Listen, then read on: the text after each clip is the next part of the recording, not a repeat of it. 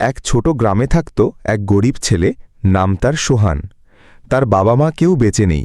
সে গ্রামের স্কুলে পড়ত এবং ফাঁকে ফাঁকে হাটে কাজ করত। কিন্তু তার স্বভাব ছিল অন্যরকম। সে কারো উপকার করতে পারলে দেরি করত না। চুপি চুপি অনেককে সাহায্য করত, কিন্তু নিজের নাম কখনো বলত না।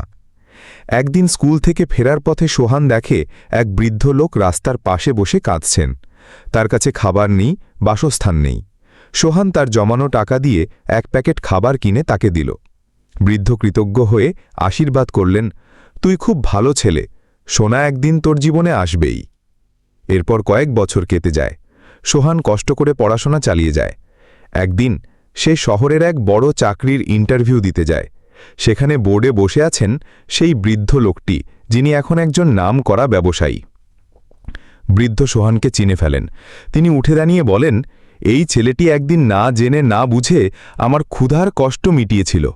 ওর মতো মানুষ আমার প্রতিষ্ঠানে দরকার। সোহান তখনই চাকরি পেয়ে যায়, আর সেখান থেকেই তার জীবনের মোড় ঘুরে যায়।